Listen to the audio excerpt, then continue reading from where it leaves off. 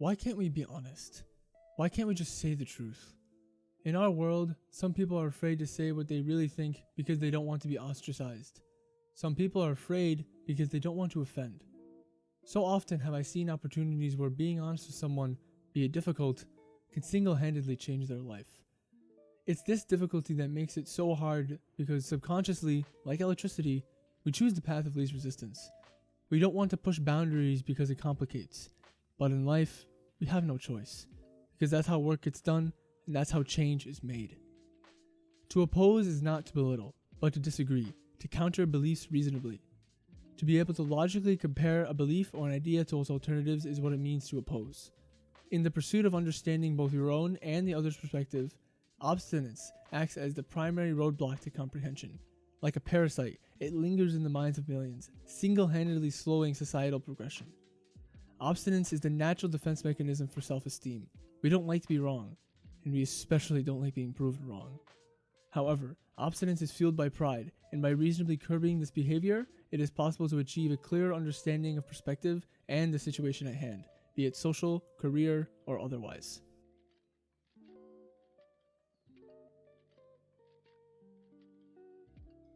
Whenever we engage in any form of communication, the primary desire is to have our message be both fully and fairly understood by the other party.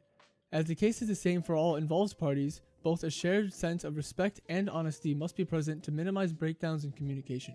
Honesty in communication can take many forms, whether it be admitting a lack of understanding on a certain idea, sharing relevant information that could possibly be offensive or controversial, or even simply admitting that you are wrong about something. Many aspects of honesty are closely tied with humility, as both can be used to combat the overvaluing of your own ideals. Now, it's important to mention that when curbing such behavior, overdoing it and regarding your own ideals as always inferior is counterproductive and will do just as much damage than if you were to overvalue those same ideals. To be honest is to acknowledge your limits and understanding of the topic at hand, and to be able to accept when you are wrong and when you are right as well. Respect your ideals but understand that you may not always be right, and respect others' ideals but understand that they might not always be wrong. That's what it means to be honest with yourself, and that is, in most cases, not an easy task.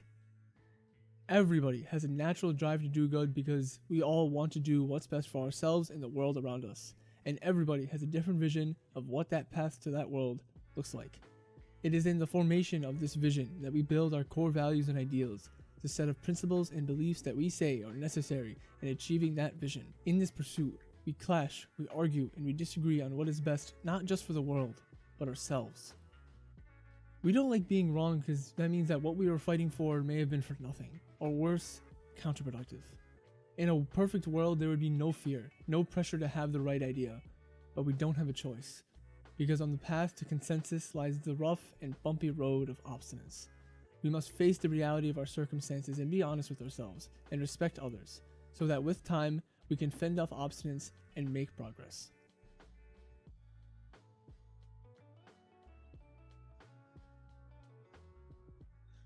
Obstinance can take many forms, but it is always tied with an irrational adherence to a certain belief or ideal.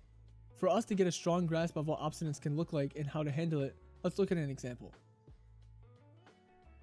Imagine you are a high school student, and you believe that your school does not fairly represent students in administrative decisions. In response, you investigate the current systems and try to find the problem. There is already a club for student representation, we'll call it Club A, but it has strayed far from its original purpose. So you decide that it would be best for a new club to be formed, we'll call this one Club B.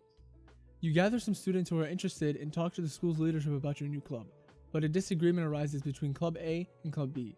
In response to your complaints, they execute a revamp plan of their club that would create a new subcommittee to address the student representation problem, while the rest of Club A would run as normal. However, you disagree with this plan, so you oppose their revamp by providing a set of reasons as to why you believe their plan will not be effective.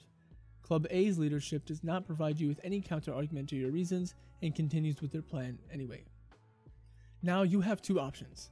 You either continue to oppose their revamp, or you agree to their plan and have your club members join the new committee within Club A. The first option, while staying true to the original plan, is a clear example of obstinance, while the second option is an example of compromise. Let's explain why. Your primary goal here is to increase student representation in executive decisions, and you want to achieve this goal in the most efficient way possible both for the sake of the students and the faculty. If Club A is willing to reform because of your concerns, that means that, even though you don't agree with their method, Club A agrees with your goal and wishes to help in the way they see fit. While you believe this isn't ideal, your best shot at achieving this goal is to work with Club A and try to push for progress through their system. If you were to continue to oppose the revamp, then all you would do is waste both your own time and the time of your fellow Club B members who wish for the same goal that you are all fighting for.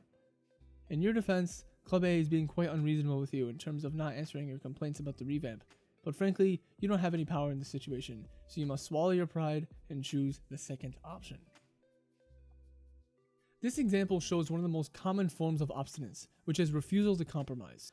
In most situations, you will not have absolute power to make the final decision, and as a result, you must shift your vision to reach a consensus. As we see in this example, it can be very difficult sometimes, especially when you are working with people you feel are being unreasonable.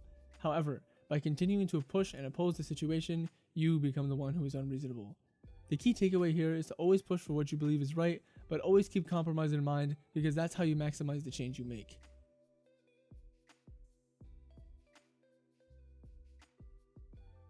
Now, I could go through and explain more example situations, but in the end, obstinance takes so many different forms that it would be futile to try and lay out an exact plan for every common situation.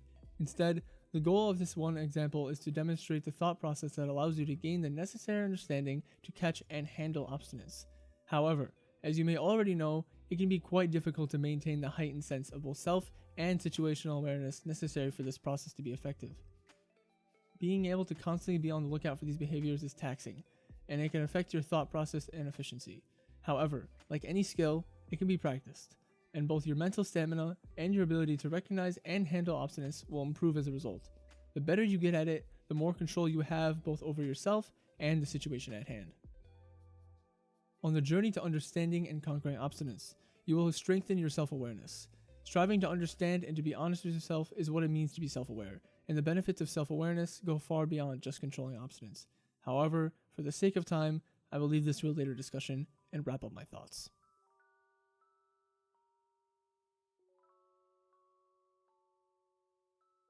The very core of civilization is rooted in one principle. Hierarchy is inevitable, and to climb it, you must hold fast. On this journey, you will face opposition. People will disagree with you, even if you share the same goal. This hierarchy causes a dilemma where those who do not have the strength to climb, fall.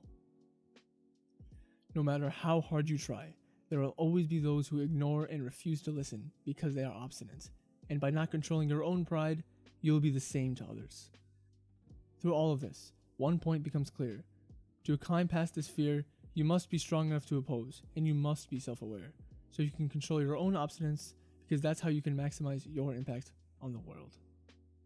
I thank you all for your time, and I hope this video has provided you all with a better idea of what obstinance is and how to handle it both in yourself and those around you. And as always, keep thinking and be happy.